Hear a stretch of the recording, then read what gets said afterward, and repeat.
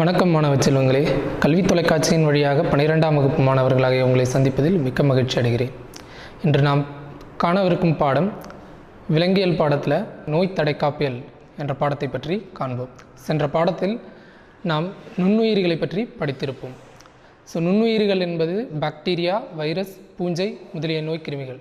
இவையெல்லாம் நமது உடலுக்குள் நுழைந்து நோயை உருவாக்குகிறது அப்படின்றத நம்ம படிச்சிருக்கோம். ஆனால் இந்த பாடத்தில் நம்ம என்ன பார்க்க போகிறோம் அப்படின்னா, அந்த நோய்க்கிருமிகள் அதற்கு எதிராக நமது உடல் பார்த்தோம் அப்படின்னா எவ்வாறு வினை புரிகிறது, அதாவது துலங்கல்களை வெளிப்படுத்துகிறது அப்படின்றத பற்றி பார்க்க போகிறோம். அதை பற்றின பாடம் தான் பார்த்தோம் அப்படின்னா நோய் தடைக்காப்பியல் அப்படின்ற பாடம். இந்த நோய் தடைக்காப்பியல் பாடத்துக்குள்ளே நம்ம பார்க்கக்கூடிய தலைப்புகள் என்னென்ன அப்படின்னு பார்க்கும் பொழுது, நோய் தடைக்காப்பியலினுடைய அடிப்படை கோட்பாடுகளை பற்றி பார்க்க போகிறோம், அதனுடைய வகைகளை பற்றி பார்க்க போகிறோம், நிணநீரிய உறுப்புகளை பற்றி பார்க்க போகிறோம், நிணநீர் உறுப்புகளில் உருவாகக்கூடிய அந்த நிணநீர் செல்கள் அதனுடைய வகைகள், அதாவது நோய் தடுக்காப்பில் ஈடுபடக்கூடிய செல்களை பற்றி பார்க்க போகிறோம். அதுக்கப்புறம் பார்த்தோம் அப்படின்னா கட்டி தடைக்காப்பியல், அதாவது புற்றுநோய் அது எப்படி உருவாகிறது, அதை தடுக்கக்கூடிய வழிமுறைகள் என்னென்ன, அதை பற்றின பகுதிகள் எல்லாம் இந்த பாடப்பகுதியில் அடங்கியிருக்கு. முதல் நம்ம பார்க்கக்கூடியது என்ன அப்படின்னா நோய் தடைக்காப்பியலினுடைய அடிப்படை கோட்பாடுகள். நோய் தடைக்காப்பியலினுடைய அடிப்படை கோட்பாடுகளுக்கு உள்ள நுழையிறதுக்கு முன்னாடி முதல்ல நோய் தடைக்காப்பியல் அப்படின்னா என்ன அப்படின்றத நம்ம தெரிஞ்சுக்க வேண்டியிருக்கு. நோய் தடைக்காப்பு மண்டலத்தை பற்றி படிக்கும் அறிவியல் பிரிவு, அதுக்கு பேர் நோய் தடைக்காப்பியல் அப்படின்ட்டு பேர்.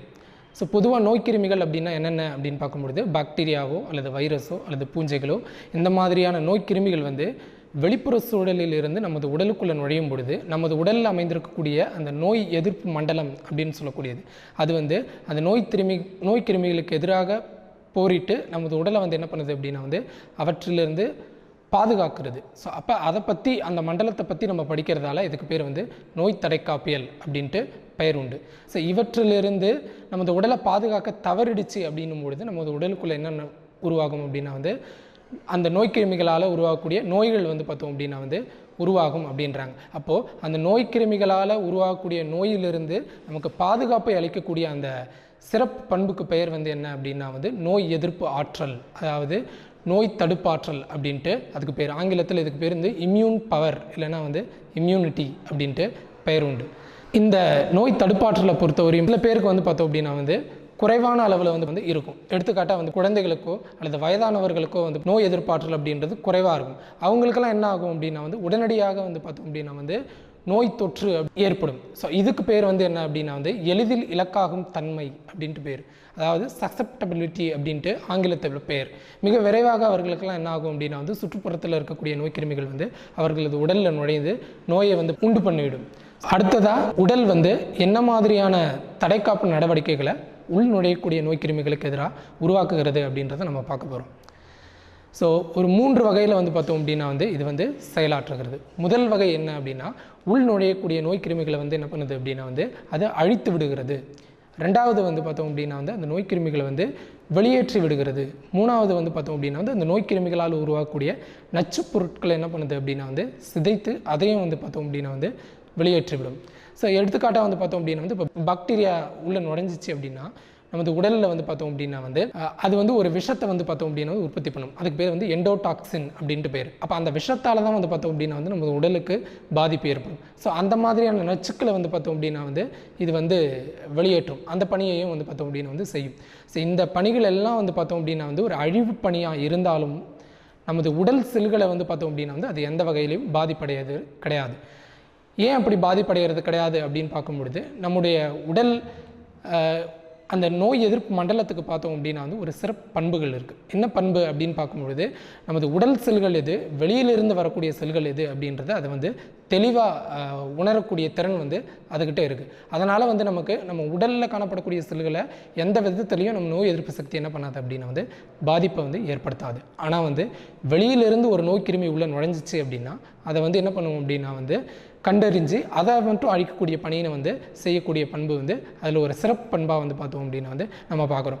சில சமயங்களில் என்ன ஆகும் அப்படின்னா நம்முடைய உடல் செல்களையே பார்த்தோம் அப்படின்னா நம்முடைய நோய் தடைக்காப்பு மண்டலம் அழித்து விடும். அதனால் என்ன ஆகுது அப்படின்னா சுய தடைக்காப்பு குறைவு நோய்கள் அப்படின்றது வந்து உருவாகும். ஸோ அந்த சுய தடைக்காப்பு குறைவு நோய்களால் வந்து சில சமயங்களில் இறப்பு கூட வந்து பார்த்தோம் அப்படின்னா வந்து உருவாகலாம் அப்படின்னு சொல்கிறாங்க.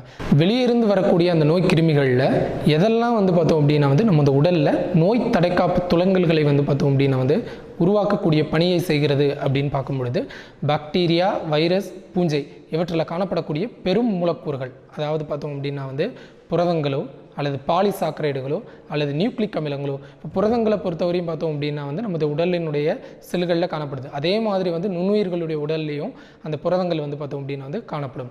நியூக்ளிக் அமிலங்கள் டிஎன்ஏ, ஆர்என்ஏ உட்கருவில் வந்து பார்த்தோம் அப்படின்னா வந்து காணப்படக்கூடியது. பாலிசாக்கரைடுகள் அப்படின்றது வந்து கார்போஹைட்ரேட்டுகளின் அதனுடைய ஒரு வகை. ஸோ இவையெல்லாம் வந்து பார்த்தோம் அப்படின்னா வந்து நமது உடலுக்குள்ளே நுழையும் பொழுது நுண்ணுயிர்கள் மூலமாக அவற்றுக்கு எதிராக என்ன பண்ணுது அப்படின்னா வந்து நமது உடல் வந்து எதிர்ப்பொருளை, அதாவது ஆன்டிபாடிகள் அப்படின்ட்டு பேர், அதை வந்து பார்த்தோம் அப்படின்னா வந்து உற்பத்தி செய்யக்கூடிய நிலையை வந்து அடையுது. ஸோ அந்த மாதிரி எதிர்ப்பொருளை உருவாக்கக்கூடிய பண்புகளோடு உள்ள நுழையக்கூடிய அந்த பொருட்களுக்கு பேர் என்ன அப்படின்னா வந்து ஆன்டிஜன் அப்படின்ட்டு அதுக்கு பேர் வந்து. தமிழில் அதுக்கு பேர் வந்து எதிர்ப்பொருள் தூண்டிகள் அப்படின்ட்டு பெயர் உண்டு. அதாவது ஆன்டிஜன் அப்படின்றதுக்கான விளக்கம் என்ன அப்படின்னா, ஆன்டி அப்படின்னா தமிழில் உடல் அப்படின்னு அர்த்தம், ஜென் அப்படின்னா வந்து தூண்டி அப்படின்னு அர்த்தம். ஆங்கிலத்தில் பார்த்தோம் அப்படின்னா வந்து ஆன்டி அப்படின்றதுக்கு வந்து பார்த்தோம் அப்படின்னா வந்து பாடி அப்படின்னு அர்த்தம். ஜென் அப்படின்றதுக்கு ஜெனரேட்டர், அதாவது ஆன்டிபாடி ஜெனரேட்டர் அப்படின்றது தான் சுருக்கமாக ஆன்டிஜன் அப்படின்ட்டு நம்ம சொல்லுவோம். ஸோ இந்த மாதிரி வந்து பார்த்தோம் அப்படின்னா வந்து நோய் எதிர்ப்பு ஆற்றலை வந்து பார்த்தோம் அப்படின்னா வந்து உருவாக்குறதுக்கு நோய் கிருமிகள் அப்படின்றது நம்ம உடலில் நுழைய வேண்டியது மிக அவசியமாக இருக்கிறது. இதுதான் வந்து பார்த்தோம் அப்படின்னா வந்து நம்ம நோய் தடைக்காப்பினுடைய அடிப்படை கோட்பாடுகளில் நம்ம தெரிஞ்சுக்க வேண்டியது. அடுத்து நாம் பார்க்கக்கூடிய தலைப்பு நோய் தடைக்காப்பினுடைய வகைகளை பற்றி பார்க்க போகிறோம். நோய் தடைக்காப்பை இரு பெரும் பிரிவுகளாக வந்து பார்த்தோம் அப்படின்னா வந்து பிரிக்கலாம். இயல்பு நோய் தடைக்காப்பு, பெறப்பட்ட நோய் தடைக்காப்பு அப்படின்ட்டு பிரிக்கலாம். இயல்பு நோய் தடைக்காப்பு அப்படின்றத பொறுத்தவரையும் அது வந்து இயற்கையாகவே காணப்படக்கூடிய ஒரு தடைக்காப்பு திறன். பெறப்பட்ட நோய் தடைக்காப்பு அப்படின்றத பொறுத்தவரையும் அது வந்து ஒரு உயிரி தன் வாழ்நாளில் வந்து பார்த்தோம் அப்படின்னா வந்து பெற்றுக்கொள்ளக்கூடிய நோய் எதிர்ப்பாற்றலை வந்து குறிக்கக்கூடியது. ஸோ இந்த பெறப்பட்ட நோய் தடுப்பாற்றலை மீண்டும் இரு வகைகளாக வந்து பார்த்தோம் அப்படின்னா வந்து நம்ம பிரிக்கலாம். செயலாக்க நோய் தடைக்காப்பு ஒன்று, மந்தமான நோய் தடைக்காப்பு அப்படின்றது இரண்டாவது.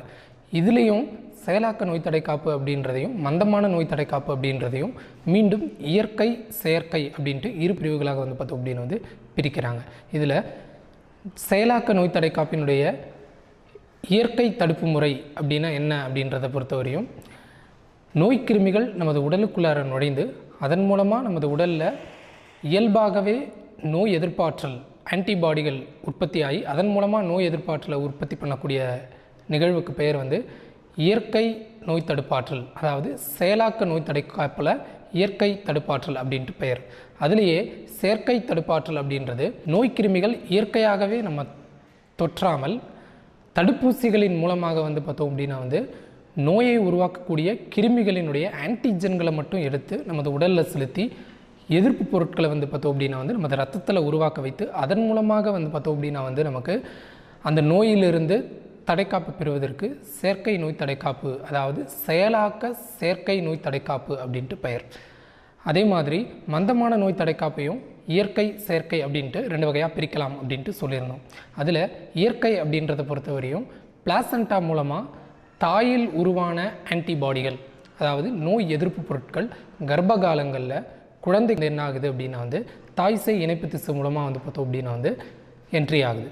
ஸோ இது வந்து பார்த்தோம் அப்படின்னா வந்து இயற்கையிலேயே வந்து பார்த்தோம் அப்படின்னா வந்து நடைபெறுகிறது. அதனால் இதை வந்து மந்தமான இயற்கை நோய் தடுப்பாற்றல் அப்படின்ட்டு நம்ம சொல்கிறோம். அதே மாதிரி மந்தமான செயற்கை நோய் தடுப்பாற்றல் அப்படின்றத பொறுத்தவரையும் நமது உடலுக்குள்ளார எந்த விதமான செயல்களும் நடைபெறாது.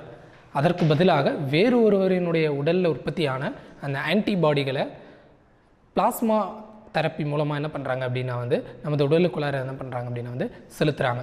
இப்போ பார்த்தோம் அப்படின்னா வந்து கொரோனா அப்படின்ற ஒரு பெருந்தொற்று வந்து பார்த்தோம் அப்படின்னா வந்து உலகம் முழுவதும் பரவிட்டு இருக்குது. அதுக்கு வந்து பார்த்தோம் அப்படின்னா வந்து இந்த மந்தமான செயற்கை நோய் தடுப்பாற்றல் அப்படின்ற முறையை ஒரு வகையான சிகிச்சை முறையாக வந்து பார்த்தோம் அப்படின்னா வந்து பரிந்துரை செய்கிறாங்க. எப்படி இதை வந்து பண்ணுறாங்க அப்படின்னு பார்க்கும்போது நோய் தொற்றி குணமடைந்தவர்களுடைய ரத்தத்தில் வந்து பார்த்தோம் அப்படின்னா வந்து அந்த நோய்க்கு எதிரான ஆன்டிபாடிகள் அப்படின்றது உற்பத்தி ஆகிருக்கும். ஸோ அதை வந்து என்ன பண்ணுறாங்க அப்படின்னா வந்து வாங்கி அந்த நோய் வந்தவர்கள் ஆபத்து கட்டத்தில் இருக்கவங்களுக்கு பிளாஸ்மா தெரப்பி மூலமாக என்ன பண்ணுறாங்க அப்படின்னா வந்து அந்த ஆன்டிபாடிகளை செலுத்தும் பொழுது உடனடியாக வந்து என்ன ஆகுது அப்படின்னா வந்து அவங்களுக்கு அந்த நோயிலிருந்து விடுதலை வந்து பார்த்தோம் அப்படின்னா வந்து கிடைக்கிறது. ஆனால் வந்து இது தற்காலிகமான ஒரு விடுதலை அப்படின்ட்டு தான் நம்ம சொல்ல முடியும். இது வந்து மந்தமான செயற்கை நோய் தடைக்காப்பு அப்படின்ட்டு இதற்கு பெயர் உண்டு. ஆக நோய் தடைக்காப்பை வந்து நம்ம எத்தனை வகையாக பிரிக்கிறோம் அப்படின்னா 2 வகைகளாக பிரிக்கிறோம். அதாவது இயற்கை நோய் தடைக்காப்பு, இன்னொன்று பெறப்பட்ட நோய் தடைக்காப்பு அப்படின்ட்டு 2 வகைகளாக நம்ம பிரிக்கிறோம். இதில் முதல் வகை இயற்கை நோய் தடைக்காப்பு அப்படின்னா என்ன அப்படின்றத பற்றி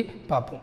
இயற்கை நோய் தடைக்காப்பு அப்படின்றத பொறுத்தவரையும் பிறப்பிலிருந்தே, அதாவது நம்ம பிறக்கும் பொழுதே வந்து பார்த்தோம் அப்படின்னா வந்து நமது உடலில் இந்த தடைக்காப்பு அப்படின்றது வந்து காணப்படும். அதனால் இதை வந்து பார்த்தோம் அப்படின்னா வந்து இயற்கை நோய் தடைக்காப்பு அப்படின்ட்டு நம்ம சொல்லுவோம். ஒரு குறிப்பிட்ட இலக்கை தாக்கக்கூடிய திறன் வந்து பார்த்தோம் அப்படின்னா வந்து கிடையாது. இதுக்கு என்ன அர்த்தம் அப்படின்னு பார்க்கும்பொழுது இந்த வகையான தடைக்காப்பு வந்து பார்த்தோம் அப்படின்னா வந்து ஒரு குறிப்பிட்ட நோய்க்கிருமிக்கு எதிராக மட்டும் செயல்படாது. அனைத்து வகையான நோய்க்கிருமிகளுக்கும், அதாவது பாக்டீரியா நோய்களாகட்டும் சரி, அல்லது வைரஸ் நோய்களாகட்டும் சரி, அல்லது பூஞ்சைகளால் உருவாக்கக்கூடிய நோய்களாகட்டும் சரி, எல்லா விதமான நோய்களுக்குமே வந்து என்ன பண்ணுவோம் அப்படின்னா வந்து இது வந்து தடுப்பு ஆற்றலை வந்து பார்த்தோம் அப்படின்னா வந்து தரக்கூடிய அளவில் அமைந்து காணப்படும். ஆனால் இந்த மாதிரியான தடைக்காப்பு நடவடிக்கைகள் வந்து பார்த்தோம் அப்படின்னா வந்து அனைவரிடத்துலையுமே வந்து பார்த்தோம் அப்படின்னா வந்து காணப்படக்கூடியது. இப்பொழுது நம்ம திரையில் ஒரு படத்தை பார்க்குறோம். ஸோ இந்த படத்தில் வந்து பார்த்தோம் அப்படின்னா வந்து சில தடைக்காப்பு அமைப்புகள் வந்து பார்த்தோம் அப்படின்னா வந்து இயல்பு நோய் தடைக்காப்பில் கொடுத்துருக்குறாங்க. அதாவது உடற்செயலிய மற்றும் உடல் அமைப்பு தடைக்காப்புகளை வந்து பார்த்தோம் அப்படின்னா வந்து இதில் கொடுத்துருக்குறாங்க. முதல்ல பார்த்தோம் அப்படின்னா வந்து நம்ம கண்ணீர். ஸோ கண்ணீரில் காணப்படக்கூடிய லைசோசைம் அப்படின்ற நொதி வந்து பார்த்தோம் அப்படின்னா வந்து பாக்டீரியாவை வந்து பார்த்தோம் அப்படின்னா வந்து தாக்கி அழித்து என்ன பண்ணுது அப்படின்னா வந்து தடைக்காப்பை கொடுக்குது. அடுத்ததாக வந்து பார்த்தோம் அப்படின்னா வந்து நம்முடைய சுவாச குழாய். ஸோ சுவாச குழாயில் வந்து பார்த்தோம் அப்படின்னா வந்து கோழைப்படலங்கள் அப்படின்றது வந்து பார்த்தோம் அப்படின்னா வந்து அதிகமாக வந்து காணப்படுகிறது. ஸோ இவையெல்லாம் என்ன பண்ணுது அப்படின்னா வந்து நோய்க்கிருமிகளை அதில் சிக்க வச்சு அதன் மூலமாக வந்து பார்த்தோம் அப்படின்னா வந்து எதிர்ப்பாற்றலை நமக்கு தரக்கூடியது. அடுத்ததாக மூச்சுக்குழலில் வந்து பார்த்தோம் அப்படின்னா வந்து நமக்கு சிலியா அப்படின்னு சொல்லக்கூடிய குற்றிழைகள் அப்படின்றது நிறைய காணப்படுது. இவை வந்து என்ன பண்ணுது அப்படின்னா வந்து நமக்கு சுவாசத்தலின் மூலமாக உள்ளே செல்லக்கூடிய நோய்க்கிருமிகளை வந்து தும்மல், இருமல் ஆகியவற்றின் மூலமாக வந்து பார்த்தோம் அப்படின்னா வந்து உள்ளே சென்ற உடனேயே விரைவாக வந்து பார்த்தோம் அப்படின்னா வந்து வெளியேற்றம் செய்கிறது அப்படின்னு சொல்கிறாங்க. அதே மாதிரி வந்து பார்த்தோம் அப்படின்னா வந்து பிஹெச்.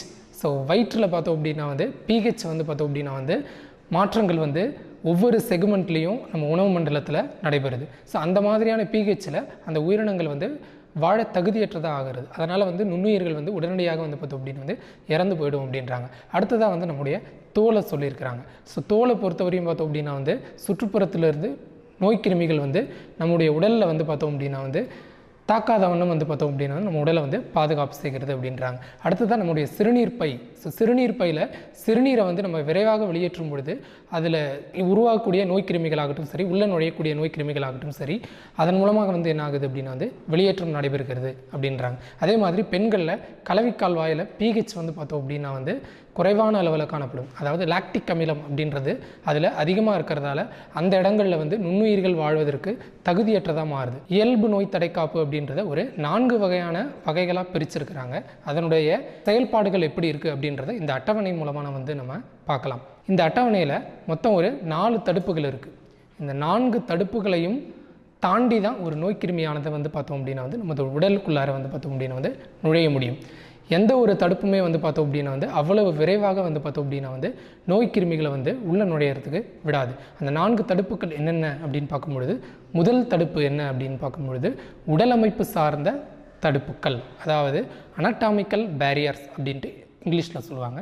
அதே மாதிரி இரண்டாவது வந்து உடற்செயலிய தடுப்புக்கள், ஃபிசியலாஜிக்கல் பேரியர் அப்படின்னு பேர். மூணாவது செல் விழுங்குதல் சார்ந்த தடுப்புக்கள், அதாவது பாகோசைட்டிக் பேரியர்ஸ் அப்படின்னு பேர். நாலாவது வீக்கம் சார்ந்த தடுப்புக்கள், அதாவது இன்ஃப்ளமேட்டரி பேரியர் அப்படின்ட்டு பேர். ஸோ இதில் முதல், அதாவது உடலமைப்பு சார்ந்த தடைகள் அப்படின்னா என்ன அப்படின்றத நம்ம பார்ப்போம். இது பேர்லேயே இருக்குது, உடலமைப்பு சார்ந்த தடைகள், அதாவது அனட்டாமிக்கல் பேரியர்ஸ். நம்முடைய உடலினுடைய வெளிப்புறத்தில் அமைந்துள்ள இந்த மாதிரியான அமைப்புகள் நமது சுற்றுப்புறத்தில் இருக்கக்கூடிய நோய்க்கிருமிகளை உள்ள நுழையாத வண்ணம் வந்து என்ன பண்ணுது அப்படின்னா வந்து தடுத்து நிறுத்துகிறது. அதில் 2 கொடுத்துருக்குறாங்க நமக்கு. முதல் ஒன்று வந்து பார்த்தோம் அப்படின்னா வந்து தோல். ஸோ தோலை பொறுத்தவரையும் பார்த்தோம் அப்படின்னா வந்து நம்முடைய உடலினுடைய மிக முக்கியமான ஒரு பாதுகாப்பு கவசம். ஸோ நோய்க்கிருமிகளை வந்து என்ன பண்ணுது அப்படின்னா வந்து அது உள்ளே நுழையாத வண்ணம் வந்து பார்த்தோம் அப்படின்னா வந்து டே டு டே லைஃப்பில் நம்ம உடலை வந்து பார்த்தோம் அப்படின்னா வந்து தொடர்ந்து அந்த நோய் கிருமிகளிடமிருந்து போரிட்டு பாதுகாப்பது தான் அதனுடைய மிக முக்கியமான ஒரு பணியாக வந்து இருக்கிறது அப்படின்றாங்க. அதே மாதிரி வந்து பார்த்தோம் அப்படின்னா வந்து தோலில் காணப்படக்கூடிய சில பாக்டீரியாக்கள் என்ன பண்ணுது அப்படின்னா வந்து லாக்டிக் அமிலம் முதலிய அமிலங்களை வந்து பார்த்தோம் அப்படின்னா வந்து சுரக்கிறது. அந்த அமிலங்களினுடைய தன்மையால் அந்த மற்ற நுண்ணுயிர்கள் வந்து தோலில் வாழ தகுதியற்றதாக மாறுது. அப்போ அந்த அமில சுரப்பு என்ன பண்ணுது அப்படின்னா வந்து அந்த நுண்ணுயிர்களினுடைய வளர்ச்சியை தடை செய்யுது. இதன் விளைவாக என்ன ஆகுது அப்படின்னா வந்து அந்த நுண்ணுயிர்கள் வந்து அழிந்து விடுகிறது அப்படின்றாங்க. அப்போ தோல் வந்து பார்த்தோம் அப்படின்னா வந்து மிக முக்கியமான ஒரு பணியை வந்து நமக்கு நோய் தடைக்காப்பை பொறுத்தவரையும் செய்கிறது அப்படின்ட்டு நம்ம இது மூலமாகவே தெரிஞ்சுக்க முடியும். எடுத்துக்காட்டாக பார்த்தோம் அப்படின்னா வந்து தீ விபத்தில் வந்து பார்த்தோம் அப்படின்னா வந்து தோல் கருகி போயிடுச்சு அல்லது தோல் வந்து பார்த்தோம் அப்படின்னா வந்து இழந்து போயிட்டாங்க அப்படின்னா அவங்க உடலில் பார்த்தோம் அப்படின்னா வந்து மிக விரைவாக சுற்றுப்புறத்தில் இருக்கக்கூடிய நோய் கிருமிகளெல்லாம் வந்து பார்த்தோம் அப்படின்னா வந்து உள்ள நுழைஞ்சு நோயை உருவாக்கிடும். இதன் விளைவாக அவங்க என்ன ஆகிடுறாங்க அப்படின்னா வந்து இறப்புக்குள்ளாகிறாங்க. அப்போ அதிலிருந்து நம்ம தோலினுடைய முக்கியத்துவம் என்ன நோய் தடைக்காப்பில் அப்படின்றத நம்ம தெரிஞ்சுக்க முடியும். இரண்டாவதாக இதில் கொடுத்துருக்கக்கூடியது கோழைப்படலம். ஸோ கோழைப்படலத்தை பொறுத்தவரையும் இது எங்கே இருக்கும் அப்படின்னு பார்க்கும்பொழுது நமது உடலில் வெளிப்புறத்தோடு தொடர்பு கொள்ளக்கூடிய சில முக்கியமான மண்டலங்கள் இருக்குது. என்னென்ன மண்டலங்கள் அப்படின்னு பார்க்கும்பொழுது நம்முடைய சுவாச மண்டலம், அடுத்ததாக நம்முடைய உணவு மண்டலம், அடுத்ததாக நம்முடைய யூரினோஜெனிட்டல் சிஸ்டம், அதாவது சிறுநீரக இனப்பெருக்க மண்டலங்கள்.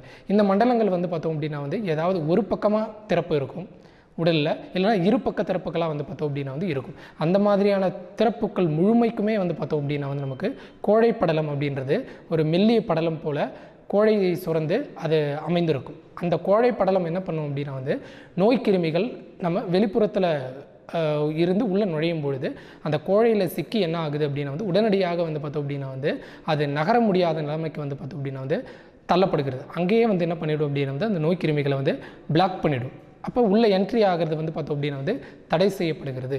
அடுத்ததாக உள்ள தடை என்ன அப்படின்னு பார்க்கும்பொழுது உடல் செயல் சார்ந்த தடைகள், அதாவது ஃபிசியலாஜிக்கல் பேரியர் அப்படின்னு பேர். ஸோ இது என்ன உடல் செயல் சார்ந்த தடைகள், அதாவது நம்ம உடலில் நடைபெறக்கூடிய உறுப்பு மண்டலங்களினுடைய செயல்பாடுகள் மூலமாக அல்லது அவற்றினுடைய சுரப்புக்கள் மூலமாக நமது உடலை வந்து நோய் தடைக்காப்பு எவ்வாறு வினைபுரிகிறது அப்படின்றத பற்றி இதில் பார்க்க போகிறோம். இதில் வந்து பார்த்தோம் அப்படின்னா வந்து முதலாவதாக உள்ளது என்ன அப்படின்னா வந்து உடலினுடைய வெப்பநிலை.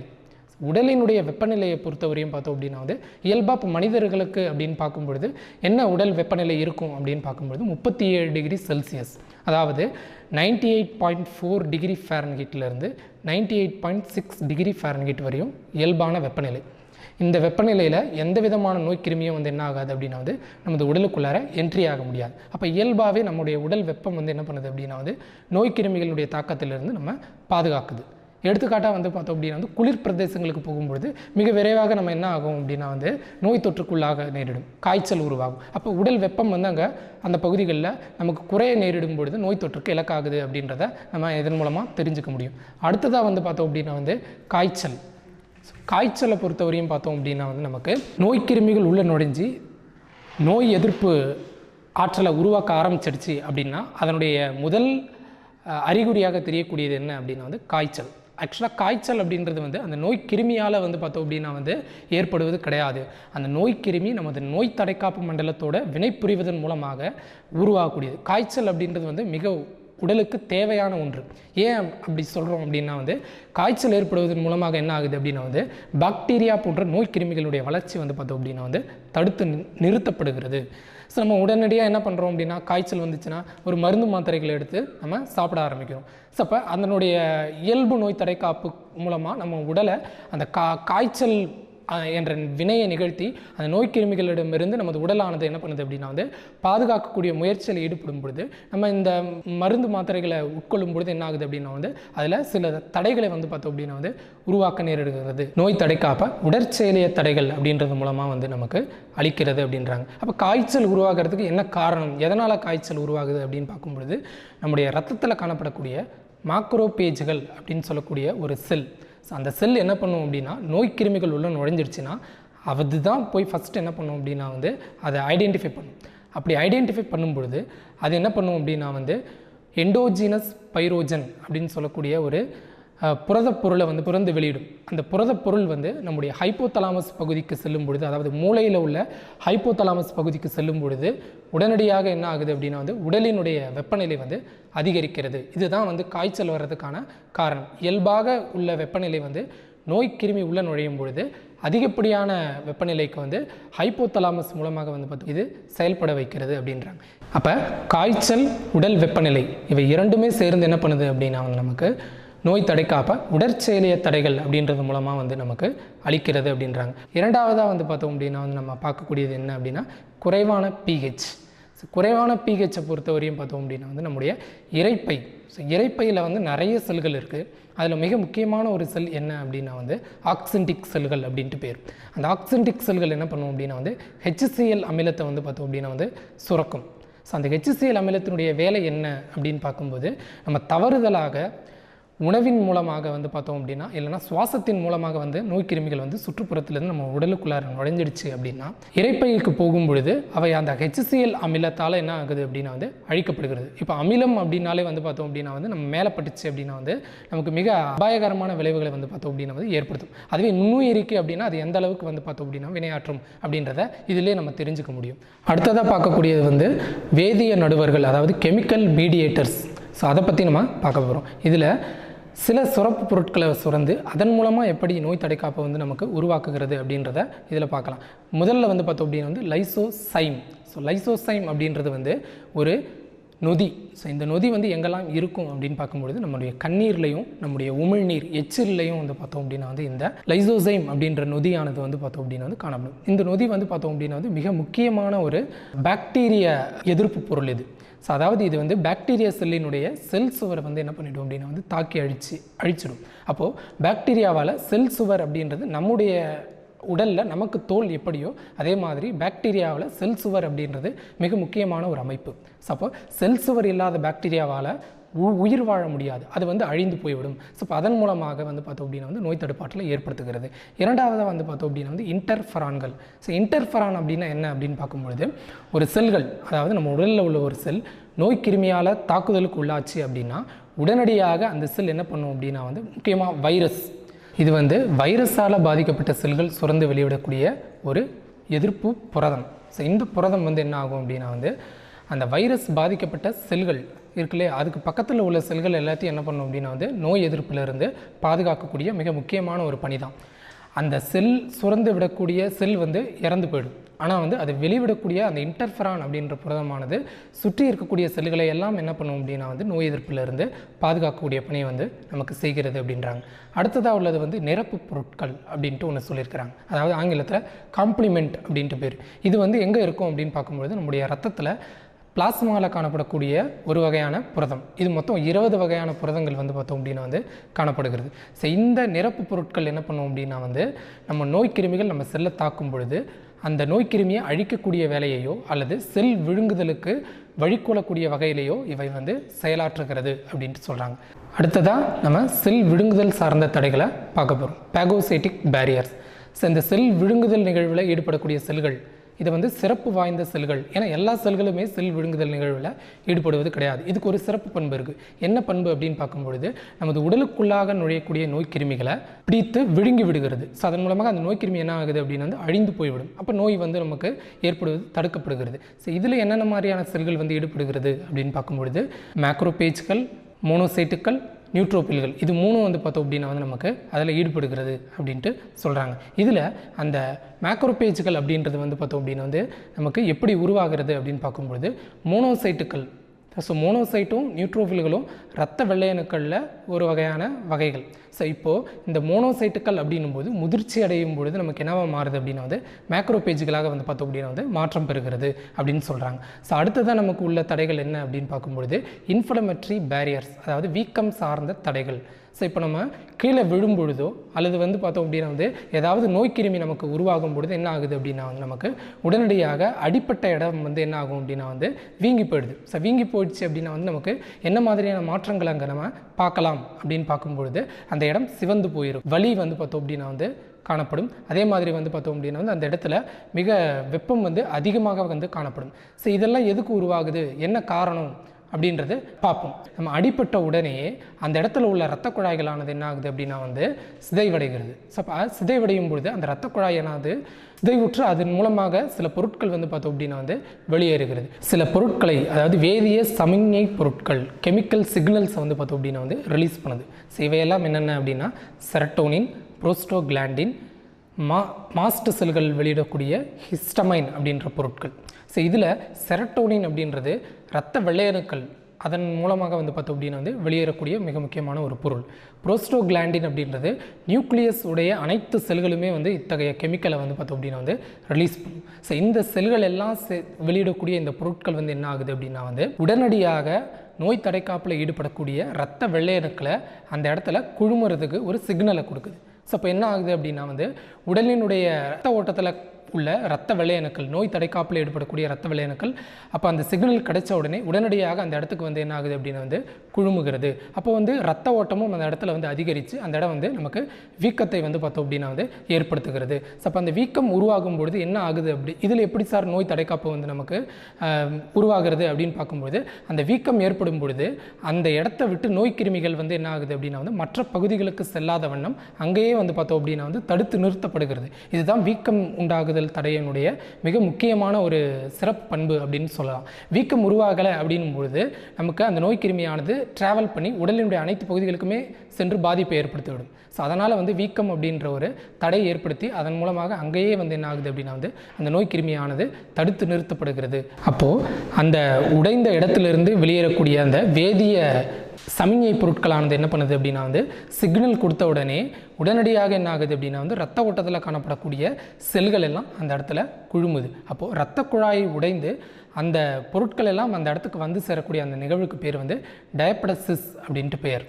ஸோ இது வந்து பார்த்தோம் அப்படின்னா வந்து நோய் தடைக்காப்பில் இயல்பு நோய் தடைக்காப்பு மூலமாக எவ்வாறு நமக்கு நோயை வந்து எதிர்க்கக்கூடிய பண்பு வந்து கிடைக்குது அப்படின்றத தான் வந்து இந்த 4 வகையான தடைக்காப்பு அரண்கள் மூலமாக வந்து இந்த பகுதியை பொறுத்தவரையும் சொல்லியிருக்கிறாங்க. ஸோ இந்த பகுதியில் இயல்பு நோய் தடைக்காப்பினுடைய வகைகள் மற்றும் அதனுடைய செயல்படும் முறைகளை பற்றி நம்ம தெளிவாக பார்த்துருக்கோம். ஸோ இப்போ என்னென்னலாம் நம்ம பார்த்தோம் அப்படின்னு பார்க்கும்பொழுது முதல் தடையாக உடலமைப்பு சார்ந்த தடைகள், அதில் 2 சொல்லியிருக்கிறாங்க. அதாவது அனட்டாமிக்கல் பேரியர்ஸ் அப்படின்னு சொல்லக்கூடியதில் தோல் மற்றும் கோழைப்படலம் இவை 2 வந்து நமது உடலை வந்து வெளிப்புற கிருமிகளிடமிருந்து எவ்வாறு பாதுகாக்கிறது அப்படின்றத பற்றி கொடுத்துருக்குறாங்க.